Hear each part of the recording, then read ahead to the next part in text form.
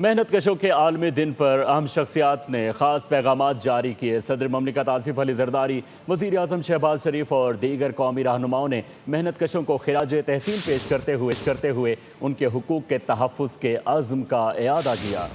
معیشت کا پہیہ چلانے میں مزدور کی محنت کا اعتراف۔ قومی قیادت نے محنت کشوں کے حقوق کے لیے جد و جہد جاری رکھنے کا اعلان کیا۔ یوم مزدور پر خصوصی پیغام میں صدر آصف زرداری نے کہا، منصفانہ اجرت، باوقار حالات کار ہر مزدور کا بنیادی حق ہے۔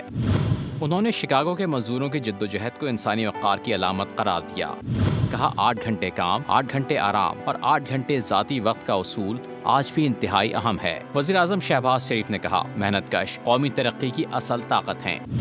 سرکاری ادارے مزدوروں اور ان کے خاندانوں کی فلاح و بہبود کے لیے سرگرم عمل ہیں۔ قائم مقام صدر یوسف رضا گیلانی نے کہا، محنت کش کسی بھی معیشت کی ریڑھ کی ہڈی ہیں اور ان کی فلاح کے بغیر ترقی ممکن نہیں۔ سینیٹر شہری رحمان نے کہا، مزدور طبقہ معیشت کی بنیاد ہے اور پاکستان پیپلز پارٹی ہمیشہ ان کے حقوق کی آواز رہی ہے۔ وزیر اعلیٰ پنجاب مریم نواز نے محنت کشوں کے لیے فلاحی منصوبوں، صحت کی سہولیات اور رہائش کی فراہمی کو حکومت کی اولین ترجیح قرار دیا۔ دوسری جانب مشال ملک نے مقبوضہ کشمیر کے مزدوروں سے یکجہتی کا اظہار کرتے ہوئے عالم برادری سے مطالبہ کیا کہ کشمیریوں کے استحصال کا نوٹس لیا جائے۔ رہنماؤں کا کہنا ہے کہ مزدوروں کو بااختیار بنانا، جبری مشقت اور بچوں سے مزدوری کا خاتمہ، مساوی مواقع کی فراہمی حکومت کی اولین ترجیحات میں شامل ہے۔